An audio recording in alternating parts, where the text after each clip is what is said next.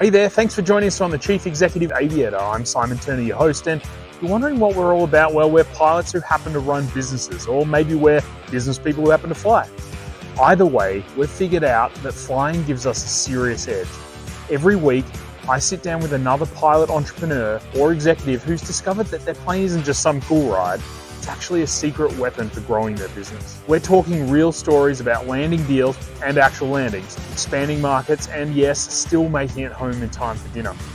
Whether you're already flying for business or you're just dreaming about it, you're going to hear some pretty amazing stories about how aviation changes the trajectory of lives and businesses every day. So get your pre-flight done. We've got a great conversation headed your way.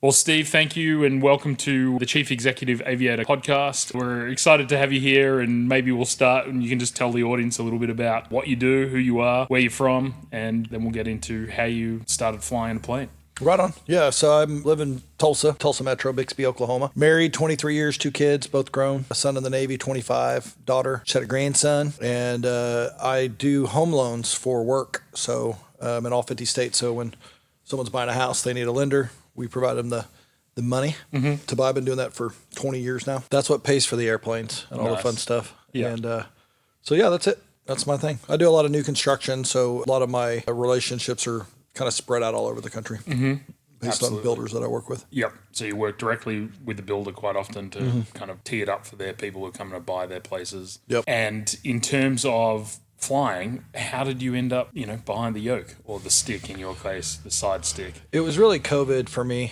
because I did not want to wear a mask on the airplane. And I would buy like unsalted almonds, 2 bags of them, and I would eat them in slow motion when I would get on the airplane. So that way I could be like, not have my mask on.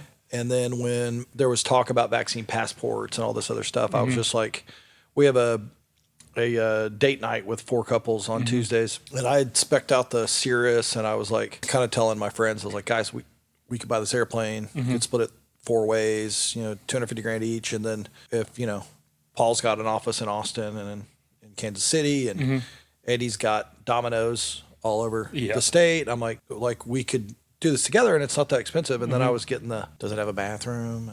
And, how fast does it go? And of course, I picked out the Cirrus because it has the parachute and everything. Honestly, I was just getting a little bit of like naysayers, so I was like, I don't need you, I'll do it on my own. Yeah. And so, but it was really COVID and the limitations on travel is what got me first interested in it. Yeah. And then airplanes were a ways out. So then I had to order it, which I did in basically August. It was the day after that date night that I was getting all does it have a bathroom? And I'm like, Paul and Lori, we love them, but Lori was like, does it have a bathroom? I said, Lori, have you ever used the bathroom on an airplane? She goes, I never would. I'm like, but it has to have one. She goes, yeah, just in case. I'm like, okay, whatever. So that was kind of what got started. And then I bought the plane with the intention of, while I'm waiting on it to get delivered, I'll work on my license, which I did a little bit. Yeah. But it really wasn't until I didn't really get crazy serious until my airplane got delivered, which was September of 2022. So that's just over 2 years and 3 months or so ago. But it took that long to come. But yeah, it took I did the XI package on Cirrus, so it's like where you can fully customize it. So they give you a slot. So mine was ordered in August. I did my deposit. I think we designed it and flew to Knoxville and did the design in like February or March. Yeah. And then took delivery on like the 25th of September of the next year. So it was about 13 months from the time I ordered it.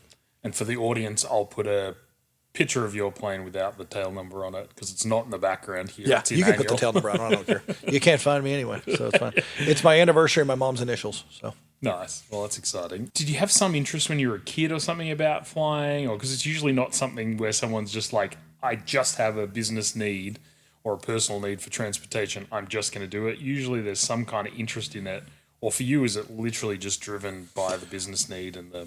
I wrote down, I think I still have them. I'll just read you what I wrote down because I texted this to my friend when it happened. And I saved it because people asked me, why'd you buy an airplane? And so I wrote down the 4 reasons that I wanted to buy an airplane. So I said, I'm doing it for these reasons. And this was like around that time that I ordered it or that I did my deposit. Yep. Number 1 was I can go anytime. It's a time machine, right? Obviously, everybody knows that. You can get in the airplane and leave. Yesterday, mentioned before we started recording, we went to Bentonville and had lunch. You know, and it was just like on a whim, you can get in there and go. And that's a 3-hour round trip drive, but it's a 30-minute flight. Yeah. And so the other thing was vaccine passports may limit flying in the future. That was a big piece of it because of everything that was going on with COVID during the time 2021 era. Yeah. I learned this when I bought Lamborghinis. I got into Lambos and I quit drinking in 2016, got into Lambos and exotic cars pretty much immediately after.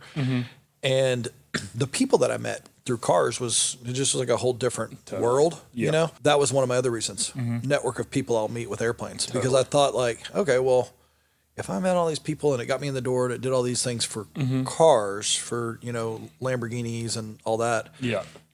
There's different people at the airport. And so for my network, I do mortgages in all 50 states. And, you know, everybody's a potential customer if they're buying a house. And most people don't just pay cash for their, you know, $600,000 house. So opportunity was there. And then the fourth one was the tax benefits of bonus depreciation. Because at the time, it was 100% bonus depreciation. So you buy my airplane was $1,150,500. And I get a $1,150,500 tax deduction of depreciation that I still haven't taken all of, you know? And so if you figure that you're in a 30% tax bracket, you know, that's $300,000 or $400,000. That's basically take 1.15 million and say, I paid 700 for that airplane, 750 or whatever is the way I look at it, because 30% tax on $1 million in income is 300 plus, you know? So those are my 4 big reasons to do it.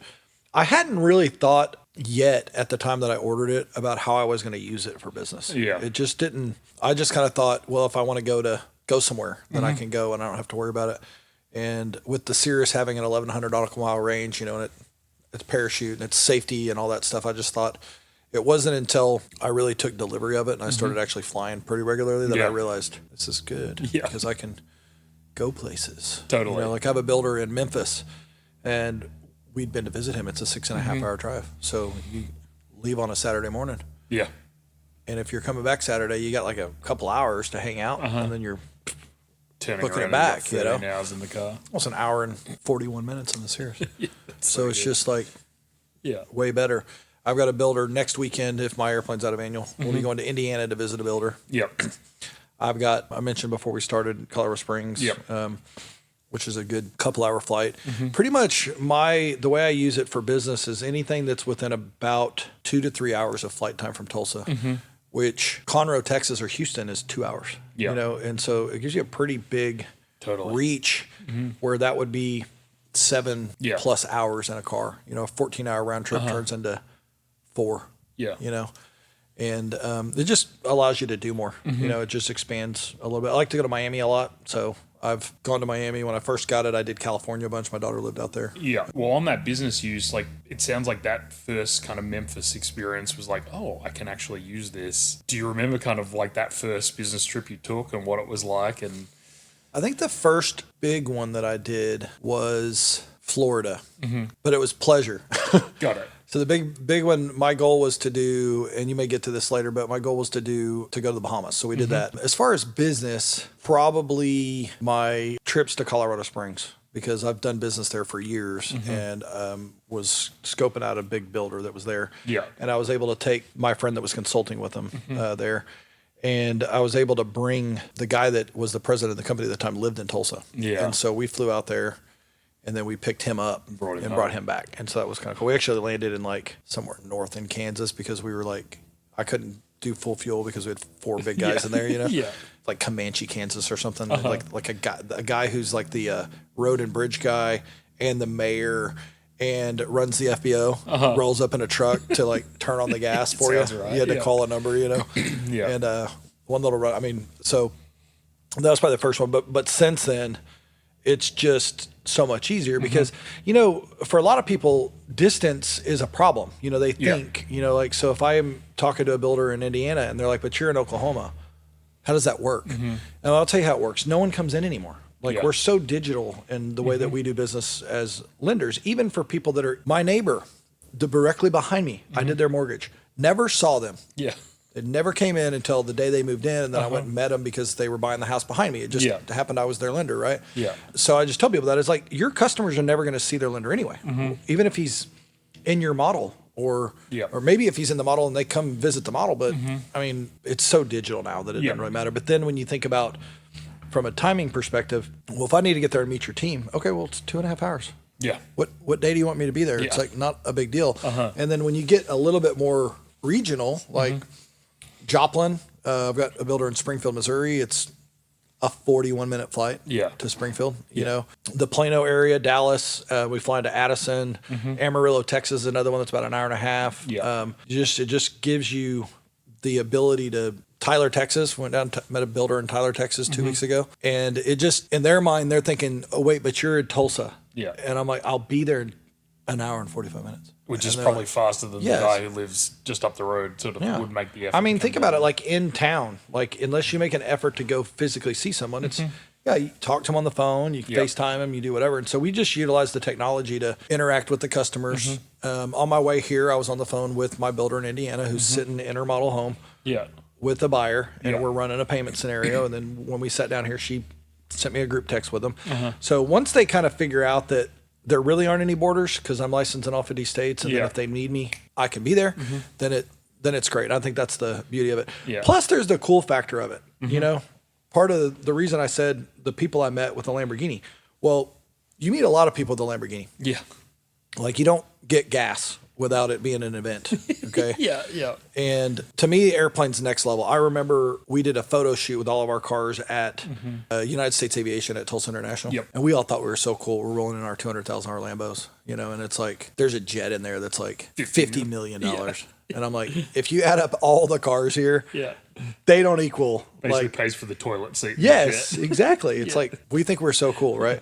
So, but my airplane, you can see it's just like the one that's behind us here. It's not like some big jet, you know, and if you're sitting on the ramp next to a Gulfstream or something, it looks a little dinky, right? But it's $1 million airplane, you know, it's like 4 Lambos, you know, 3.5, you know? And so it's cool, you know, and it's impressive. And then when people find out that, oh, you're a pilot, and if we need you, you can fly here, and like, oh, and honestly, Simon, for a lot of people that don't know general aviation, like I didn't before, it's foreign. It's so foreign to them because they're just like, what do you mean? Like, where do you land? And then you go, oh, there's this airport, this, and they're like, I didn't even know we had all those airports by where I live. I'm like, yeah, it's right there. And so it's from that standpoint, from business, it's just once they realize. Plus, the point I was getting to is that when they see that you have, obviously they think, okay, he must be good at what he's doing. You know, because you don't become a mortgage lender and work in it for 20 years and be really crappy at it. And have an airplane that you fly around, and mostly for fun. You know, because a lot of times it's like, I don't necessarily need to go there. But I can be there in 2 hours, so why not? You know, see you in a minute. You know. And probably the benefit from that is you strengthen that relationship with that builder far more than you would ever, even over FaceTime and that sort of thing. Definitely. But no, that's amazing. When you're flying, I mean, it sounds like you do when you're flying for business. Mostly you're doing it because it's fun and it also gets you there quicker. But do you ever think about the ROI behind it? I think about it like this: I bought the airplane. I've already paid for that. So the more that I fly it, the less it costs me to fly it every time. And so I don't really, it's kind of like, I always thought that before I had an airplane. I was like, oh my God, that flight cost X to do it, you know? But now I just think about like your car. You don't think about it. You just go get gas. You know what I mean? It's you're not like, oh my God, babe, this week I had to $417 a week of driving. Or I had to fill up with gas twice this week. You know, you have to have it, and it gets you there. So it's just like, I look at it as like, hey, the airplane costs me this much a month, hangar payment, whatever it is, whether I fly it or not. And so when I fly it, I mean, I kind of just look at, Grant Cardone wrote this book called Be Obsessed or Be Average, and say what you want about Grant. You know, there's mixed feelings, I think, about him, but whatever.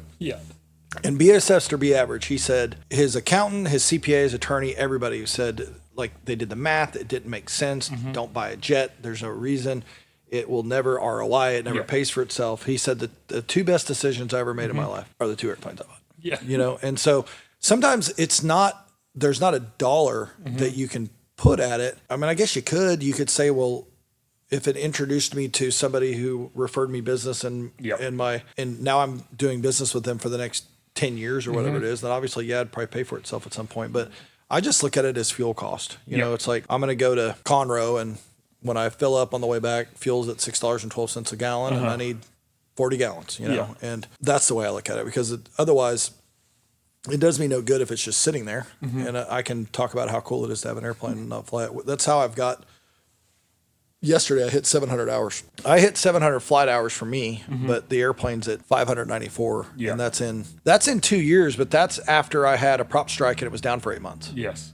So Behind that's the really camera, there is a prop. There's the prop. That's the one. That's the baby. December of 22 to July of 23, I didn't have an airplane. Yeah. So and it's 76 hours on it when that happened. So most of those, call it 500 plus hours, have happened since July of 23. So you're talking about 18 months, really. Yeah. Well, year and 5 or 6 months. Yeah. So that's a crazy amount of hours. And I'm still trying to keep up with Jonesy. You know what I mean? Yeah. He's like double. I think I have 380 hours in the last 12 months, and he's at 700 or something. For the audience, we have a friend who seems to fly every minute of every day. Yeah. And we were all jealous of him burning up the hours. And luckily, he has 4 airplanes to split it between. Yeah. So it's good. Yes. One day we'll interview him on this podcast just for the general interest, because he's an interesting human. Yeah, for sure. In terms of the kind of like family side of this, I've seen you flying Sally and stuff around a fair bit here and there. But did you, rather than flying them around, is there any time where you've taken the plane somewhere and been back and forth in a day or something like that, so you didn't miss a family event? My goal is to miss a family events. So no.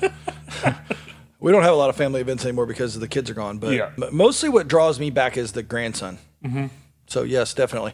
And it's kind of the same as when I had my Lamborghini, when I've had my Lamborghinis, because I still have cars on order and I've got lots of cool cars. But everybody that's close to me that spends a lot of time with me that lives in my house never gets in it. Yeah. You know what I mean? They're like, my kids, they're like, your dad has a Lamborghini. That's so cool. When do you ride it? And they're like, never. He works. And I'm like, what are you talking about? You know, like it just doesn't. Same thing with the airplane. Yeah. My wife swore she would never fly in it. And then things happen. Like there's a Stillwater Oklahoma State game, and she's a big OSU fan. And you know, it's an hour 15-minute drive. And I'm like, you know, we can be there in 23 minutes. And then she's like, fine, I'll go. You know, we had a wedding. One of the first flights she did, we had a wedding in Guthrie. And that's like a 30-minute flight. So recently we've used the airplane to fly to Shawnee to pick up trophies for a pageant. Yeah. And so we get a trophy box, and then we turn around and come back. You know, we went and ate at Eskimo Joe's this 2 Saturdays ago when we did that. So I mean, there's definitely times that it just the hours wouldn't work out. You couldn't have done the trip if you couldn't get back. In the plane. Yeah. And so it's definitely helpful to be able to turn and burn. Nice one. Tell me a bit about, like, what's your pre-flight routine when you've got a trip to Conroe or you've got a trip to Memphis for work? Do you have a kind of like go or no-go kind of decision? Do you have a pretty strict pre-flight, or do you just follow kind of normal pre-flight? I mean, the serious. I just do, I mean, I have 700 hours, and like the bulk of those are in that airplane. So I know it pretty well. I told someone this the other day. I was driving my Lamborghini Huracan one time, and I heard a sound that I'd never heard before. So I pulled over, opened up the engine bonnet, and one of the quarter-turn fasteners was loose. So just know it, you know, because I'd put 93,000 miles on that car, and I just knew. And that's kind of how it is with the Cirrus. It's just like, I know stuff. But, I follow for fun, I watch aviation accidents. We're sick. I do that too. And that is what keeps me humble, because I see so many guys that make... And it's rarely ever the machine that has the problem. It's always an error that someone made. And so I do for a while there, I wasn't really subbing my tanks, but then not every time I wouldn't, but then I watched a video and I read where they got filled up at an FBO and they had a leak. They would put water into their tanks and they didn't know. So I've gotten a little bit more strict on stuff like that. And then I try to always be there when my airplane gets filled up, so that little things like, so that the line guy doesn't drop your cap and damage it on the ground, which you don't realize, they stick it back in, or they put it on backwards where the flap is facing the wind, or there's things like that. But I can do my pre-flight in the Cirrus pretty quickly because it's pretty simple. I'm checking all the control arms and the lights and the stall horn, and the oil is a big one. I always make sure to check the oil. I always make sure I have 2 quarts of oil in there. I always make sure I have a tow bar in the back, because you never know when you're going to land at non-towered Yeah. random airport and you need to move your airplane around, it's very hard without having a tow bar. Yeah. And you can't carry the best tug around with you. No, It's you like, cannot. doesn't really work. But yeah, I'm like a systems process person anyway, and so I have to kind of have a way. But most of the stuff, when you fly it all the time, you just know. Like I'm not having to necessarily pull up the checklist when I go into my Yeah. cruise. You've You got know, your like I go flow into that you cruise, go. I'm like 30.5. Yeah. 17 gallons per hour of fuel, trimming it out kind of, you know, you're doing your thing, but before takeoff for sure. And I think that I'm probably more uber aware of it when I have passengers, Yeah. because it's one thing, which by the way, if you're watching this, you're not aviation, do not get in an airplane with any random pilot. I would be asking people, because if you saw the number of people that crash and die, and it's an unqualified pilot or one that hasn't flown, that has 6,000 hours, but they've flown like 12 hours a year on average for the last 7 years. Yeah, yeah. And then they get in an airplane with that they maybe have never flown before, but it's a single engine, so they're technically rated in it, and they don't know what they're doing. Stupid crap like miscalculating how much fuel's in it, and they crash and kill 7 people because they run out of fuel because they had to fly an approach, which they weren't planning on. Dumb. So just ask questions. Like it's what I do now. I'm like, who's the pilot? Yeah. So I'll fly with Steven, right? I know him. The guy flies every day. I know he's good. Well, he doesn't. Jason, who's another friend of ours, has been flying since the 90s, has 16,000 hours. Great guy, great pilot. But you can kind of get tricked by that, because that 16,000 hour pilot might only fly an hour a month. Yeah.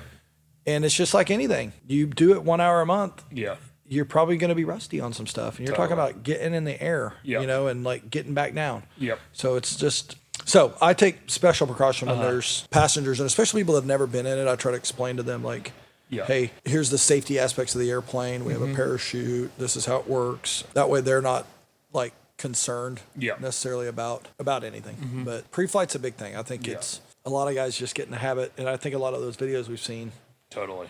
The King Air that crashed at Addison a couple years back, they said that the pilot, he was an older guy in his late 60s, and he was almost like braggadocious about not using a checklist and how checklists were stupid. Yeah, he took out an entire hangar, and everybody was on the airplane because some stupid checklist item that he didn't do. Forgot to take out a control, like pin or something like that, and then you can't. Yeah. One thing I always say to pilots is, when I'm going to go ride with them, is, when did you last fly? Yeah. So that I can get a read on that. And usually it goes into how often do you fly. But one thing I like asking is, what was the last mistake you made? Because every pilot makes a mistake, but the way they answer that question usually is a pretty good indicator of like, I don't know if I want to fly with you or not. Like, oh yeah, I couldn't program this, but then I went in and I learned I relearned this. Okay, that makes me more comfortable. Yeah. But like, oh yeah, I screwed this up, and like while I was doing that, I lost a ton of speed and I didn't realize, but I was okay.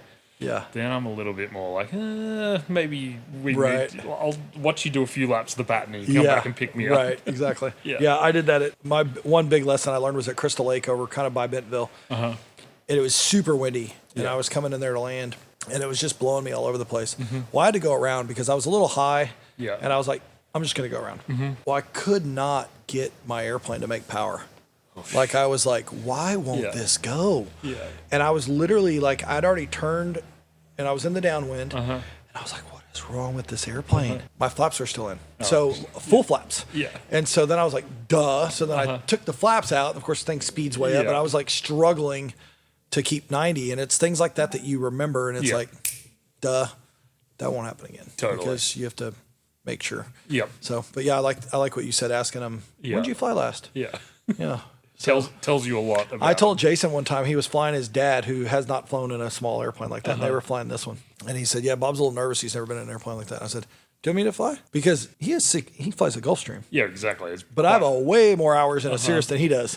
So I was like, do you want me to fly, Jason? Would he feel safer with me? Because, I'm just a private pilot with no instrument rating, but I have like 500 hours in a Cirrus, and you have 100. Yeah, and I flew this 3 times last week. Yeah, exactly. Yeah. And so he's like, I think I got it. I'm like, all right, buddy. Appreciate it. Yeah. Yeah, that is a really key thing, is flying that is very different than flying the Gulfstream. And the buttonology is different, and so many of those accidents you read about or watch those videos with whatever his name, Blancolio or whatever, or Pilot Debrief. Yeah, Pilot Big Debrief one, with Hoover. I love Love those. So many times they're caught up in like trying to get the autopilot to work, and they're losing 2,500 feet a minute in the clouds, and they don't realize, and then they're cooked or whatever, or they've lost airspeed, and then they're into a stall spin and whatever. Always amazes me. So yeah, that's a very, very good point. Tell me a little bit about kind of like what advice you would give to, like, say I had never flown a plane before, I'm an entrepreneur and I've got places I need to go to see clients, that sort of thing, and I want to get into it. What advice would you give? It's relatively fresh for you because you've only done it over the last few years. What advice would you give to a prospective pilot? And it sounds like you're texting with someone that is maybe thinking about it. Yeah, I would just say prioritize training. Yeah. My friend Bill in Conroe is in flight school right now. He's doing ground school. And he's like, I'm just going to put a runway here at my barn dough. And he's like, how many feet do you need to land? And I'm like, 1,200, but that's not including, like, that's if I touch down at the very tip of the front of your runway. Yeah. He's like, well, I said, that's like a perfect landing. He's like, well, just make a perfect landing every time. And I'm like, doesn't work like that. You don't know, but you will soon. So he's going through it. So I would just say prioritize training because I had a goal to get 500 hours and 500 landings before I even tested. I was probably the highest hour student pilot on the ever. 475 hours, I think is what I was at when I would finally took my test. But that was a fear of mine. I'm like, people say I'm a little scatterbrained, I'm ADD, whatever. And like, they're like, well, how are you going to do an airplane? Well, I don't want to get up and forget some stupid little thing and kill myself. So I was like, I wanted to make sure. So I would prioritize the understanding of the airplane and the aerodynamics and everything of your airplane over how many hours you have. Yeah. Because a lot of people want to get, I need 40 hours to take my test. And they, the average is about 80. They just want to get that 80 hours in, meet those minimum requirements, and then go get their private pilot license.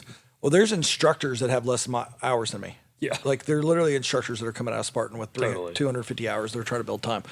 And now I will say that a lot of their time is in training in an airplane, in a training environment, where mine is a lot of cross country and doing work stuff. So it's a little bit different. But I would say prioritize your training and take your time.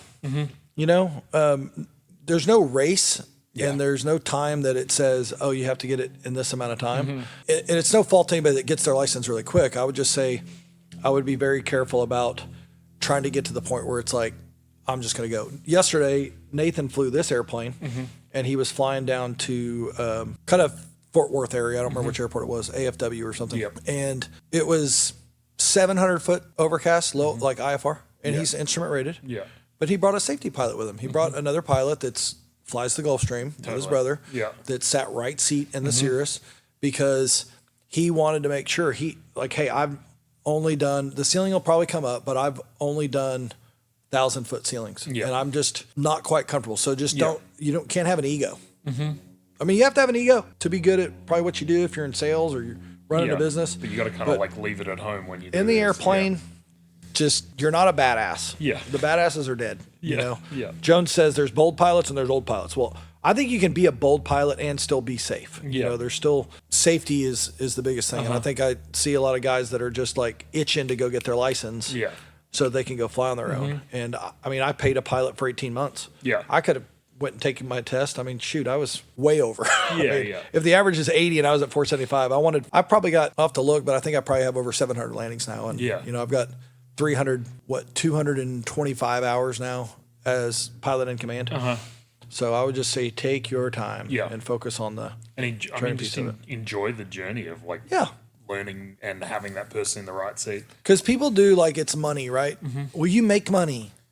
So don't worry about what it costs. Like just you make money. And so just make more. The CFI $80 an hour or something. It's pretty cheap. Just stick them in the right seat. I don't have to pay something. Like, look, the reason I don't have a pilot with me anymore, the biggest reason is not because I had an ego and wanted to fly myself. I don't want anybody else's schedule. I don't want to be like, what time are we going to the airport? No, I want to get in my car, drive to the airport, go or don't go, and I just decide, based on whatever if I'm going to go. And I don't have anybody else to worry about. That's the reason why I wanted mine. So get your training in and don't get skimpy on your instruction part of it. So agree. All right, we're going to do a little bit of a quick kind of minute here at the end. Well, not a minute. We'll do longer than a minute, but we'll do a lightning round, and would love to kind of know what's the best or fastest plane you've flown. To qualify, this can be in the right seat. Mustang. I sat right in a Mustang before I was a pilot, so I didn't Yeah. really fly it. The Cheyenne, I've been in. The Cheyenne has a little pee hole thing you can go. So Jones went to go pee, and he said, whatever you do, don't touch the autopilot. You touched the autopilot. I didn't do it on purpose. I didn't even touch the autopilot. I touched the trim. Yeah. I was filming like, look, who's flying this airplane? And then my elbow hit the trim button and it turned the autopilot off. So I flew it. I've done So that. I grabbed it and then I flew that one. And then the other Steven's Meridian, really liked that yeah. airplane. Yep. That was a cool. And everybody keeps asking me that, Simon, like, what you going to do next? Nothing. I'm fine with my Cirrus. You like it, There's a yeah. thing called being content. You know, I'm just pretty content. Pretty rare for pilots though, because most people always Here's have the a deal. best plane they want to get into. Cool thing about having a Lambo is there's only one seat. Yeah. There's two. There's you and my bag goes there. So people that can have a ride, I'm like, so I don't have any room.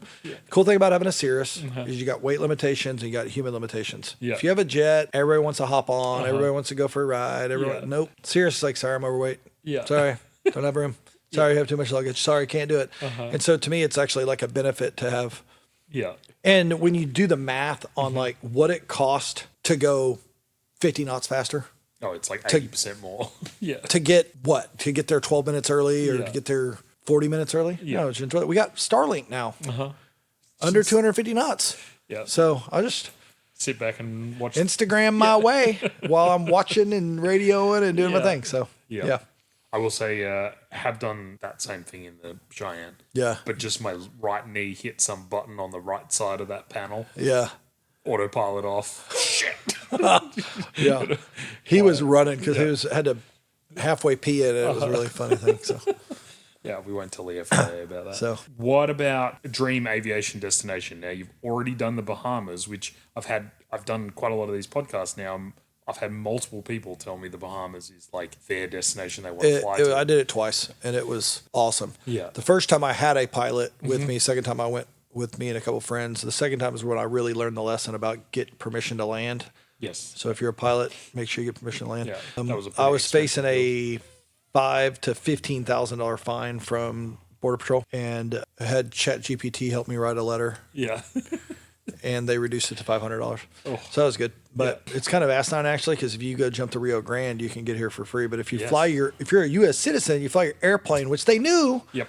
They knew I flew over there because I had to file that I was. Yeah. But I came back without permission. You know, Yep. they're going to give you a big old fine. So I've done that before and not brought my green card with me, and they have fined me $500. And I was like, I could have just walked across the border. Yeah. Been free. yeah, exactly. Yeah, so I think that I've done Aspen. Aspen was cool. That was a good destination one. My friend Aaron wants me to fly to Alaska, and I think rather than fly to Alaska, like me fly my airplane to Alaska, I would fly commercial to Alaska and then fly when you're there. Yeah. fly when I'm there. Find somebody that's got a well-maintenanced plane. Yes. And Yeah. because that's something you don't think about when you rent a car, by the way. Yeah. You rent a car, you're like, oh, it's just a rental car. Yeah. But you're getting an airplane, you're like, who's the pilot? Okay, well, I'm the pilot. And what's the deal with the airplane? Yeah. You know, because is it going to fall apart when Yeah. it goes up? And you'd be surprised the stuff that people don't do to their airplanes. It's just amazing. to No, me I mean, that they that's don't one of the maintenance. main reasons why I bought a plane straight away as well, because the times that I was renting a plane, you'd get in and like things would have fallen off and the owner would be like, it'll be fine. It'll be fine. I'm like, no. They're like, it had 3 cowling screws left of 10. Oh And I'm my like, gosh. yeah, no, I'm not going to be, I'm not comfortable with Yeah, that. can you not get a thank screw? you. Yeah. Yeah. So I think maybe Alaska at some point. I actually did Hawaii. I don't know if you know anybody that did Hawaii. So I didn't fly my airplane there, Yeah. but there's a guy named Lawrence that is on Maui. Yeah.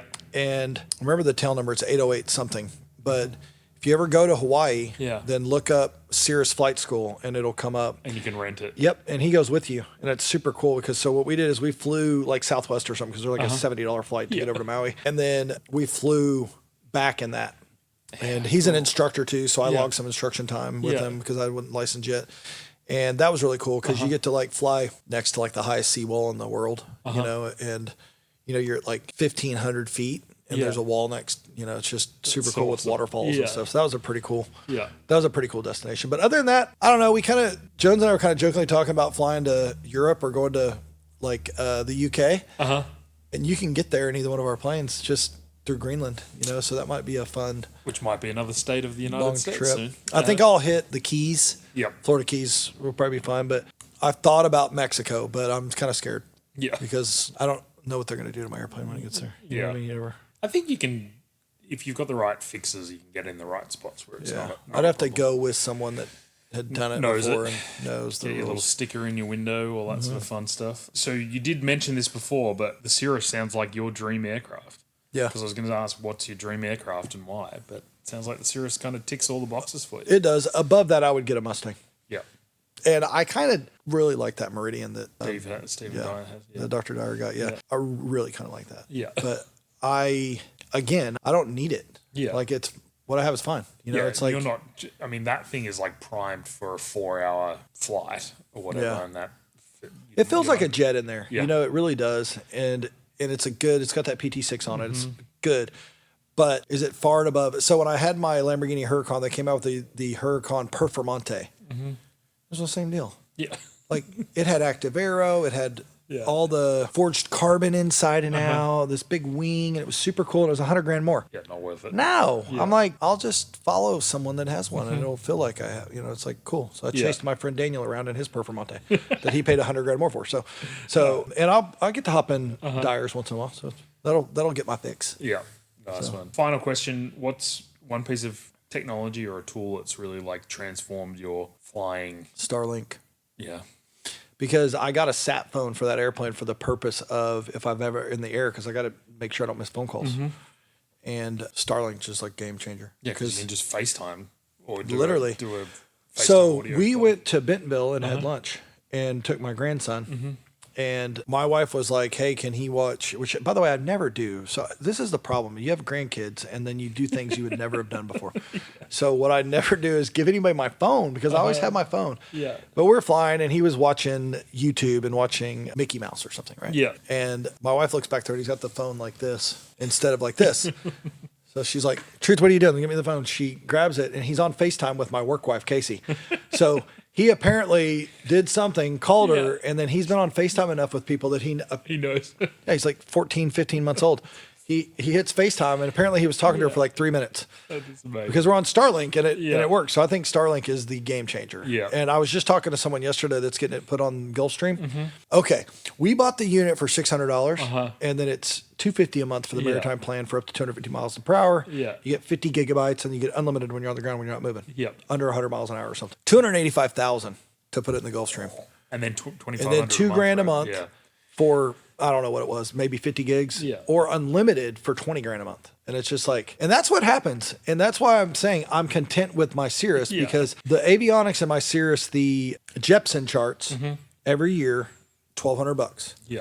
with COPA and whatever, and Cirrus Pilots Association, you get a discount. So I think I ended up getting like 20% off. So call it $1,000. Pretty sure the charts don't change between aircrafts. Yeah. So I don't really know what the difference is. Yeah. But you know how much it is in the Gulfstream? $50 million Gulfstream? 50,000. And so that's what they do. Yeah. It's like, hey, if the airplane cost $1 million, Yeah, they've got more money to spend. I'm going to 1% Yeah. is 1,200 Yeah. or 1,000. That's what we're going to charge them. And if it's 50 million, then it's 50,000. Yeah. So it's just how it goes. So everything goes up. Like Dyer's got like an engine program on his thing. So it's he had to figure in $200 an hour. Yeah. Just for the Pays engine. into So- it, and then if something goes wrong with the engine, hopefully he doesn't have to pay out. That's Right. Yeah. And I'm like, no thanks. Yeah. I like my Yeah. like my Cirrus. Yeah. So, So you can do it more simply, and Yeah. you know, I mean Starlink, what a game but changer. Starlink's a game changer if Yeah. you can, because it's Ken at Autopilots was telling me that he's had 2 or 3 Cirruses come in there burn up because they're on Wi-Fi and they're not paying attention and their cylinder head temps get super hot then I'm like, well, I'm not doing that. Yeah. Okay, so Still fly the plane. I'm flying the airplane, but yeah. If I get a phone call from my office from a customer or something, I can Bluetooth right to my Bose headset. And it's a little loud for them in the background, but I mean, it's better than missing a phone call. Yeah. Amazing. But furthermore, you know that you're getting the call and you can text or you can do whatever, and it's just different. And you run into any problems, then like my AC and my heater wasn't working the other day, and I'm texting Ken live in the airplane, getting feedback, trying to say, whatever. I flipped this breaker, I did this, which you wouldn't be able to do if you're at 9,500 feet with no internet. Yeah. Yeah. So Starlink's the game changer. And Elon did good on that. If you go Nordo, you can still communicate more easily.